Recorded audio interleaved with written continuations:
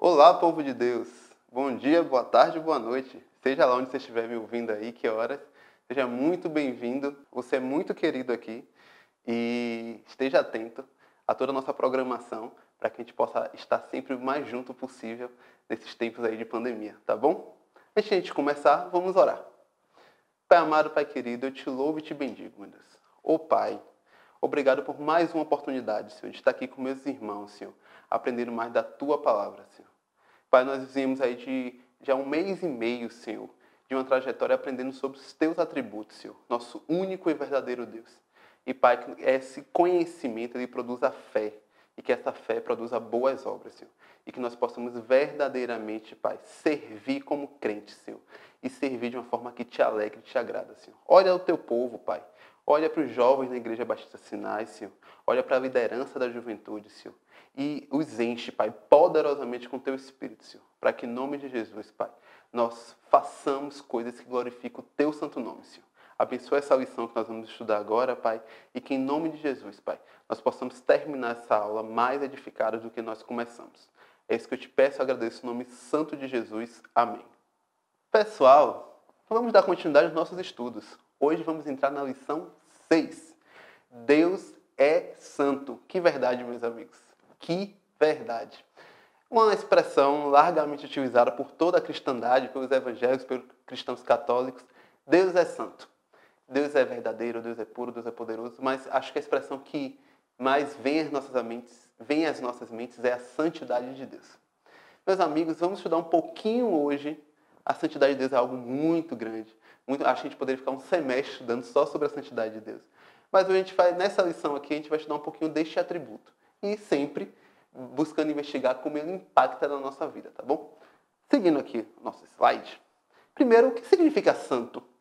Santo, né, vem de uma palavra grega, que eu não sei se estou pronunciando corretamente, mas seria kadosh, que significa separado, colocado à parte, ou separado do uso comum, ou seja, algo separado para um uso especial.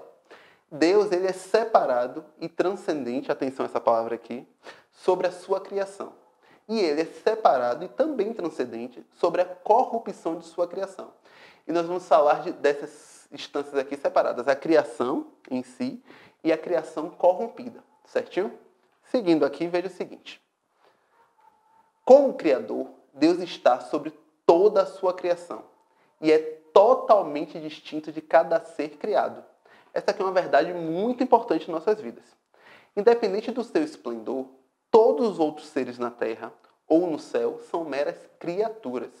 Somente Deus é Deus, separado, transcendente e humanamente inacessível. Deus é incomparável. Vamos falar isso aqui com muito cuidado e muita atenção. Primeiramente, essa distinção entre o Criador e a criatura.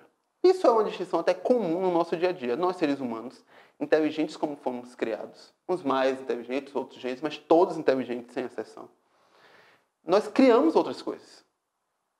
Isso aqui que está acontecendo agora, uma câmera me filmando, um computador aqui na minha mesa, a transmissão, são criações humanas, logicamente, permitidas pela potência que o Senhor nos deu, né, de criar, mas são criações humanas. Mas eu não me confundo com o computador.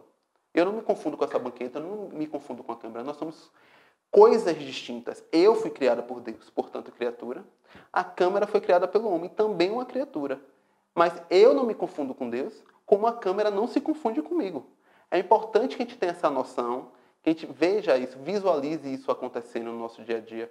Porque esses pequenos conceitos que são claros, simples para a gente, eles podem verdadeiramente confundir aqui quando a gente vem estudar a Bíblia e podem confundir mais, na verdade, quando a gente está discutindo com algumas pessoas que não têm essa compreensão que nós temos do nosso Deus.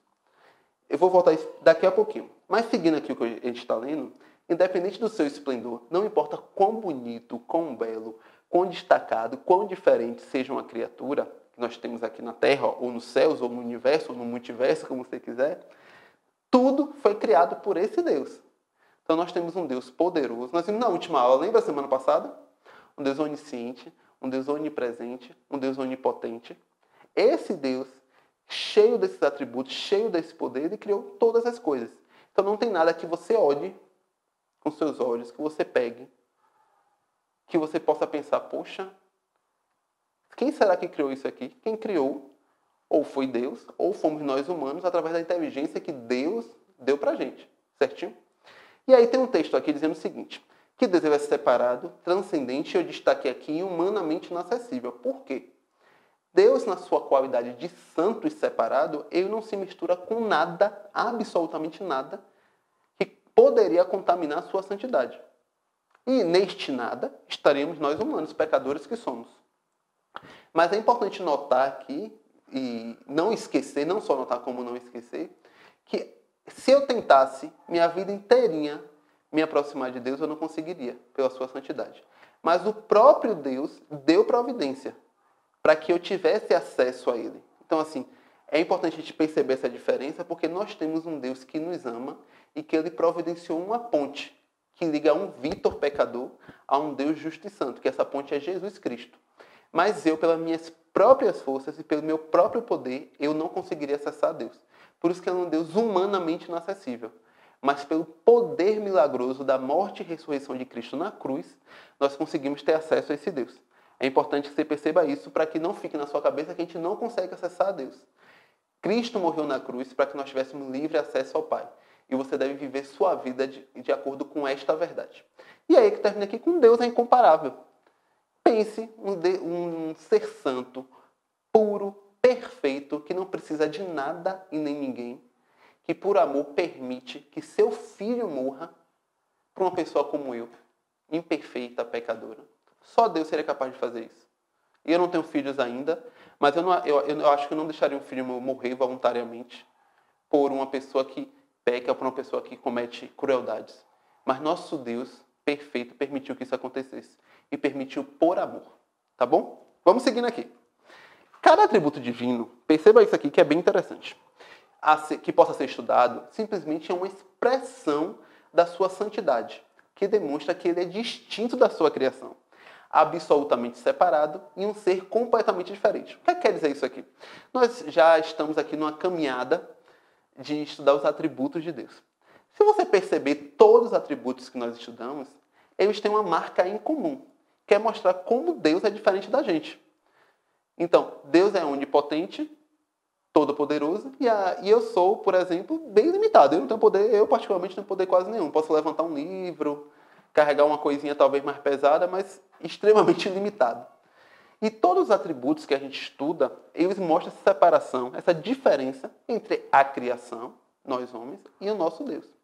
E o que o texto está dizendo aqui da lição para a gente, que é muito importante, é todos esses atributos são, em última análise, uma expressão desse caráter santo e separado de Deus. Por que todos os atributos de Deus revelam que Ele é diferente de nós? Por que todos os atributos do Criador revelam que Ele é diferente da sua criação? Porque o nosso Criador é santo, o nosso Criador é incomparável. Não tem nada que possa se comparar a Deus.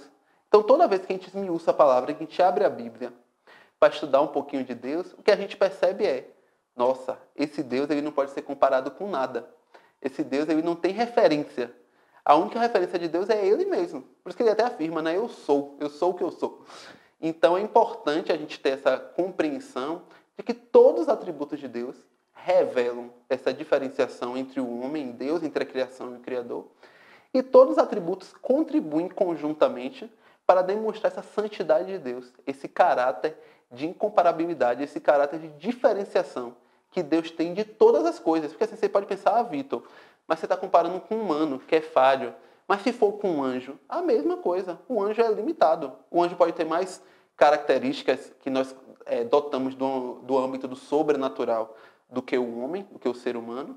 Mas diante de Deus ele é tão limitado quanto. Tudo o que foi criado prostra-se limitadamente diante do nosso Criador, nosso Deus que é santo. E aí, veja aqui, ó. A santidade de Deus também significa que ele transcende, que ele ultrapassa a corrupção moral da sua criação e que está separado de tudo que é profano e que é pecaminoso. Eu vou explicar aqui, já vai abrindo aí 1 João 5 na sua Bíblia, ou acessando no seu dispositivo. Isso aqui é importante porque este é um argumento que é usado muitas vezes para as pessoas que atacam a fé cristã. Qual é o argumento que é utilizado que a gente precisa meditar sobre? Que é um argumento que ele tem um fundamento lógico, mas ele não tem um fundamento bíblico. O argumento é, se algo foi criado por Deus e demonstra uma natureza, uma característica ruim, é porque este algo já veio contaminado no momento da criação. Rejeite este tipo de pensamento. A Bíblia demonstra para a gente claramente, a história contada, registrada em Gênesis, mas todo o registro bíblico repete essa mesma verdade. Deus criou o homem e colocou ele num ambiente perfeito, em que ele não tinha nenhuma necessidade, não tinha nenhuma tristeza, não tinha nenhuma dor, não tinha nenhum problema, resumindo. E este homem, num ambiente perfeito que estava, ele decidiu desobedecer o seu Criador. Então, pense aqui de uma forma muito simplista, eu vou reduzir aqui só para a gente pensar. Você compra um equipamento e esse equipamento vem com algumas condições. Olha, para esse equipamento funcionar bem, você tem que ligar ele na tomada, você tem que colocar ele num ambiente frio e você não pode dar pancada nele. Você cumpre todos os requisitos e o equipamento não funciona. Isso gera uma frustração na gente, né? Mas diferente do equipamento que não tem escolha, se ele não funcionou foi porque ele quebrou, foi porque você fez alguma coisa errada. Diferente do equipamento, em nós seres humanos, foi nos colocado essa possibilidade de obedecer a Deus ou desobedecer a Deus. E nós escolhemos, a gente culpa, né? Adão e Eva desobedeceram a Deus e estão aqui sofrendo. Seja sincero consigo mesmo, como eu tento ser sincero comigo no meu dia a dia. Quantas vezes eu desobedeci a Deus? E não foi porque eu estava sendo influenciado por nada nem por ninguém. Eu desobedeci a Deus porque eu quis cumprir os desejos, as vontades da minha carne, e não a vontade dele, que é boa e perfeita. Porque eu já sei que minha vontade é imperfeita. Eu já sei, pela história de vida que eu tenho, que eu tomo decisões que as consequências são ruins. E mesmo assim, muitas vezes, eu opto por seguir o desejo do meu coração e não o que Deus quer na minha vida. Mas Deus, como é muito bom, muito amoroso, muito misericordioso, Ele sempre estende a mão para me levantar. Meu filho, levante e volte para os caminhos que eu escolhi para você. E esse é o nosso Deus. Um Deus, como Ele é santo, Ele quer que nós vivamos uma vida reta e santa. Então, Ele traça um caminho para a gente. Quando a gente desvia desse caminho, Ele fala, volte, rapaz. Claro que a gente tem que tomar cuidado, né? Nosso Deus é santo e justo. E ao longo do caminho, quando a gente vai errando, nós vamos experimentando as consequências do nosso pecado. Ainda que você se arrepende e o perdão venha, e vem mesmo, porque nosso Deus é um Deus perdoador, nós experimentamos a consequência do pecado. Não experimentamos todas, porque Deus age com graça e misericórdia. Porque se não fosse isso, nem aqui nós estaríamos. Mas nós experimentamos sim consequências do nosso pecado. Então é importante que a gente aprenda a maturidade cristã, não falo não só a maturidade cronológica, mas a maturidade cristã, de viver com Deus, andar lado a lado de Deus. Ela nos ensina a importância de você, no seu dia a dia, de você aprender, olha, ontem eu errei isso, hoje eu não posso errar mais isso. Terei outros erros? Terei. Mas essa lição aqui eu já aprendi. Mas vamos aqui, 1 João 1,5, para a gente não se delongar tanto aqui. Vamos ler aqui o que diz a palavra de Deus. Na minha versão está escrito assim, abriu a sua aí? 1 João 1,5, diz assim, cadê isso? Aqui. Ora, a mensagem que da parte dele temos ouvido e vos anunciamos é esta, que Deus é luz e não há nele treva alguma. Esse é o nosso Deus. Às vezes a gente fala assim, a Bíblia fala que nós somos criados à imagem e semelhança de Deus, e a gente pode cair na cilada de pensar, poxa, mas passam muitas ideias ruins na minha cabeça.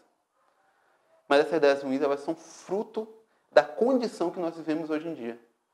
De um mundo que jaz no maligno, de uma carne que milita contra o nosso espírito.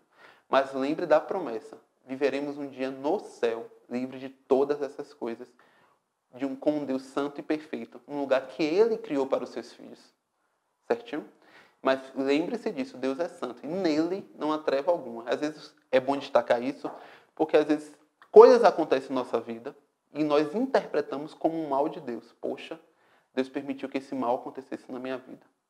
Nós precisamos pensar que, primeiro, não há trevas na mente de Deus, não há maldade na mente de Deus. E o que Deus permite que aconteça na nossa vida é para o nosso crescimento.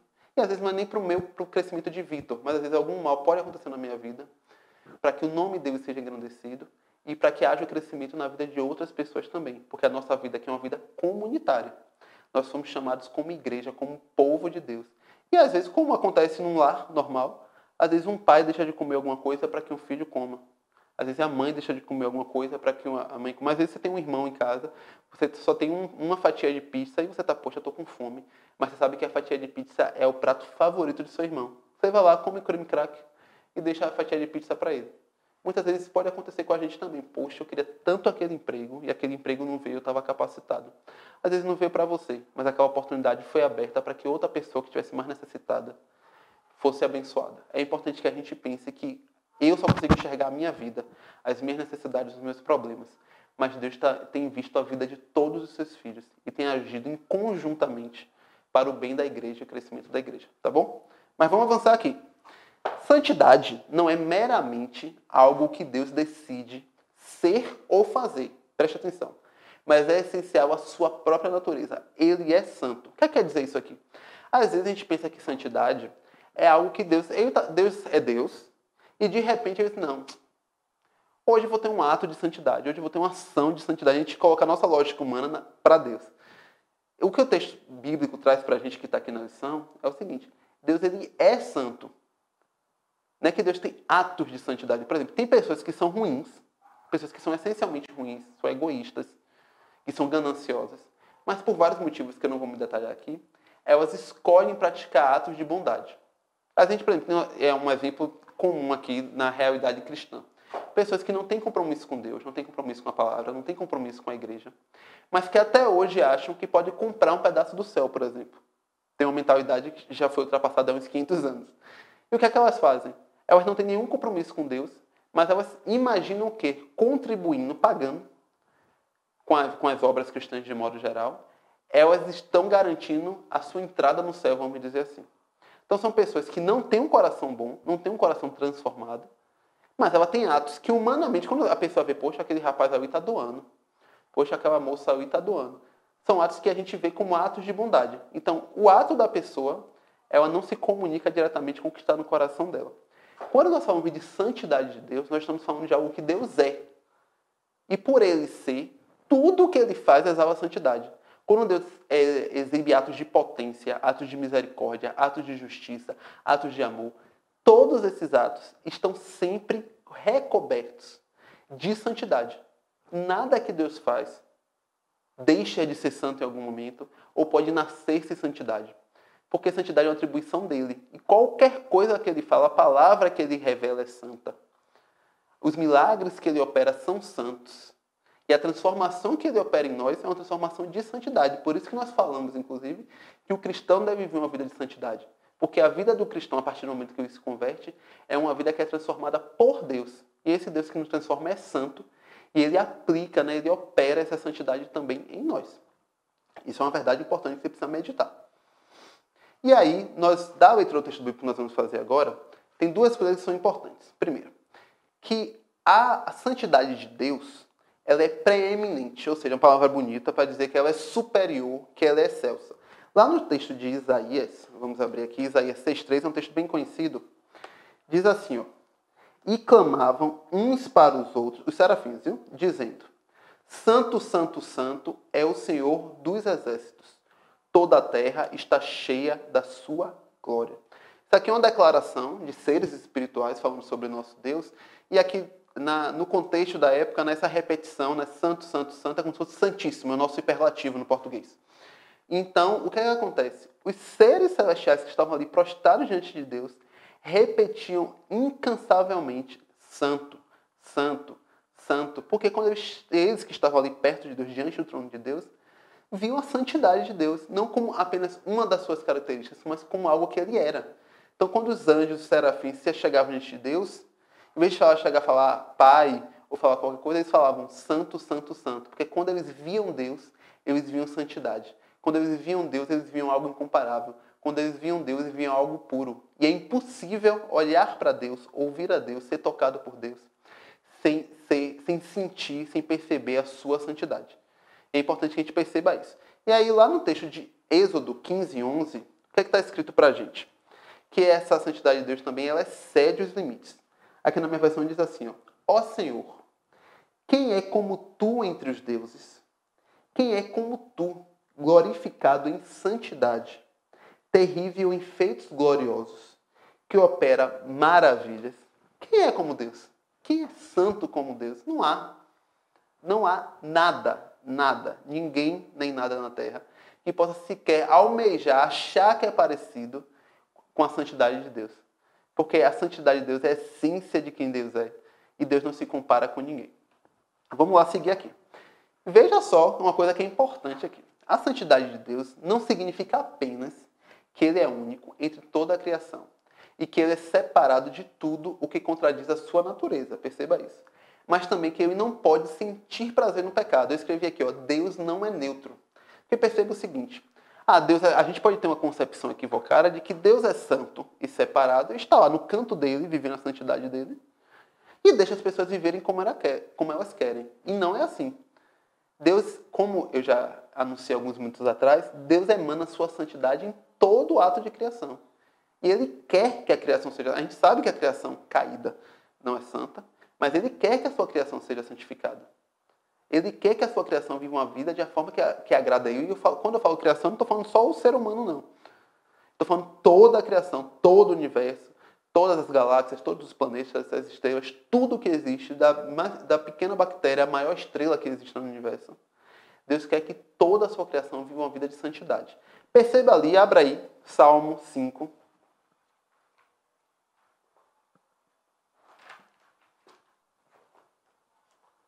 Abriu? Quem abriu, diga amém aí, por favor. Quem abriu, digita amém aí no chat. Salmo 5, versículos 4 e 5 diz assim, Pois tu não é Deus que se agrade com a iniquidade, e contigo não subsiste o mal. Os arrogantes não permanecerão à tua vista. Aborreces a todos que praticam a iniquidade. Então perceba, Deus não fica no canto dele, como eu falei, vendo o mal acontecer. O que a Bíblia diz aqui é que Deus aborrece aqueles que praticam a iniquidade. Ou seja, Deus incomoda. E não incomoda porque Deus quer espezinhar, porque Deus é egoísta, porque Deus quer mostrar que é poderoso, não. Isso são sentimentos humanos, isso é da vaidade humana. Deus sabe que Ele é Deus, perfeito e não precisa da aprovação de ninguém. Deus aborrece o que pratica o mal para que se pare de praticar o mal. Deus aborrece aquele que peca, Deus incomoda o crente. Nós cristãos não sabemos disso. Quando a gente faz alguma coisa errada, o Espírito Santo incomoda logo a gente. Incomoda por quê? Para Deus botar o dedo na cara e dizer, tá vendo? Não, incomoda para que a gente não faça mais. Vá e não peques mais. Essa é a mensagem de Jesus. Então Deus não é neutro em situações de ruindade, de injustiça, de pecado.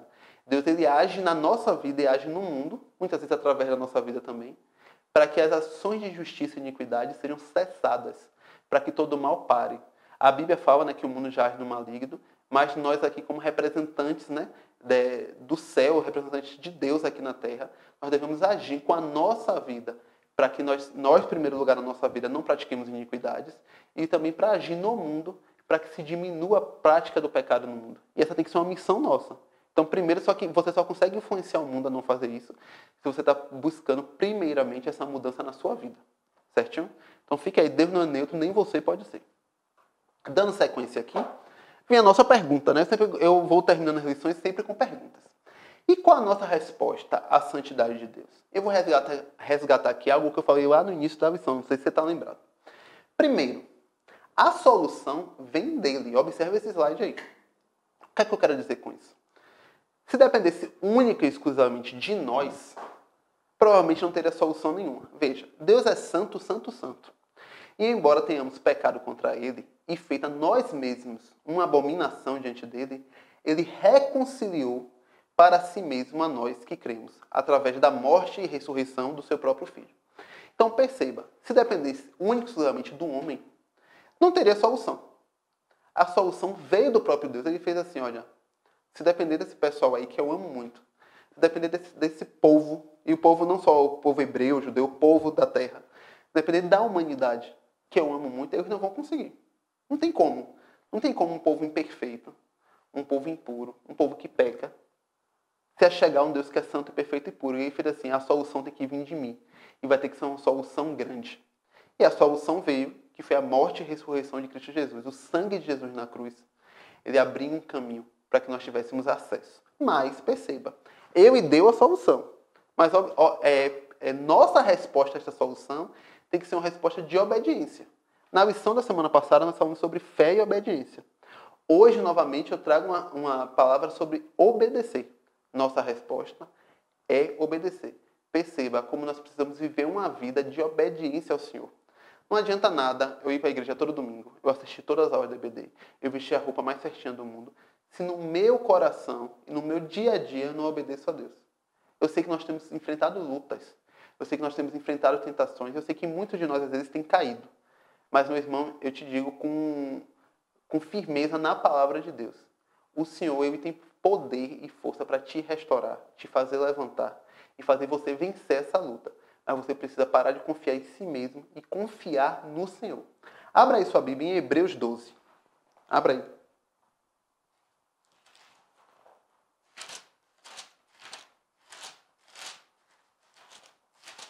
Abriu? Estou abrindo a minha aqui. Hebreus 12, de 5 a 11. Vamos ler esse texto aqui, juntos.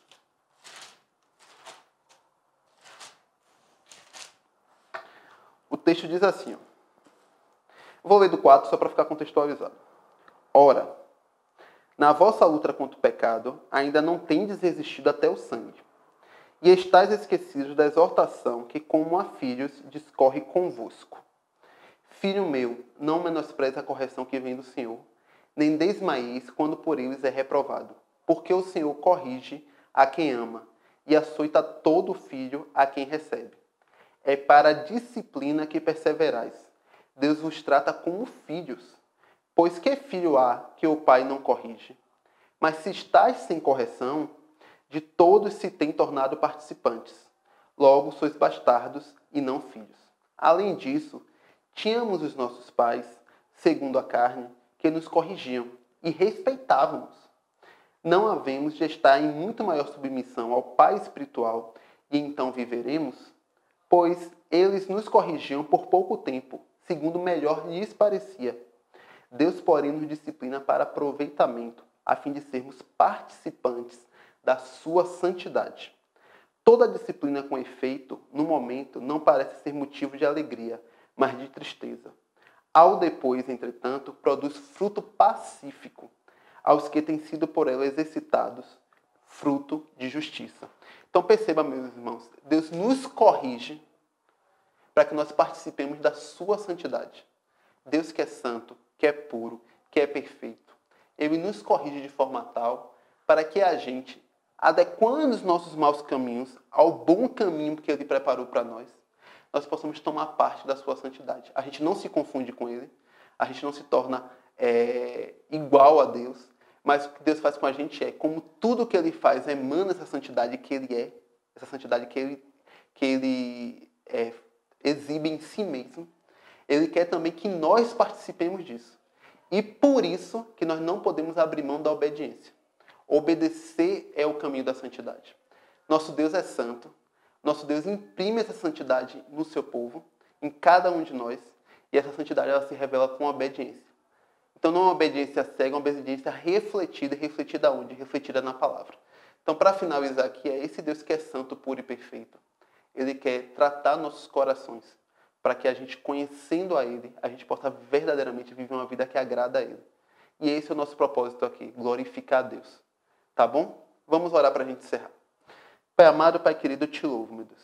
Pai, muitíssimo obrigado, Senhor, por essa oportunidade de ouvir da Tua santidade, Senhor. Eu te peço que, primeiramente, o Senhor ministre o meu coração, Senhor, para que eu possa compreender essa verdade espiritual. E te peço também que o Senhor ministre o coração dos meus irmãos que estão ouvindo essa aula, Pai. Que em nome de Jesus, Senhor, cobre as minhas imperfeições, cobre as minhas falhas, Senhor, e através do poder operado pelo Teu Santo Espírito, Senhor, que eles possam ouvir em cada mente, em cada coração, a Tua verdade, Senhor. A Tua verdade liberta, Pai, a Tua verdade quebra cadeias, a Tua verdade, ela fortalece o crente para que ele possa viver uma vida santa, justa. Pai, eu sei que o Senhor não abandonou nenhum dos Teus filhos, e eu te peço com convicção e com fervor. Olha para cada crente necessitado agora, Pai, e derrama a Tua santidade que é poderosa, Pai. A Tua santidade que quebra todas as coisas que não prestam, Senhor. Em que, em nome de Jesus, Pai, nós possamos verdadeiramente nos entregar a Ti. E que possamos todos os dias, Senhor, mesmo em meio a falhas e mesmo a erros, aprender mais de Ti e glorificar o Teu santo nome. Abençoa essa juventude, Senhor. Que em nome de Jesus, Pai, nós sejamos jovens fortes e jovens relevantes neste mundo, pregando a Tua palavra com poder, Senhor. É isso que eu te peço e agradeço no nome santo de Jesus. Amém. Beijão, pessoal. Até a próxima aula. Deus abençoe.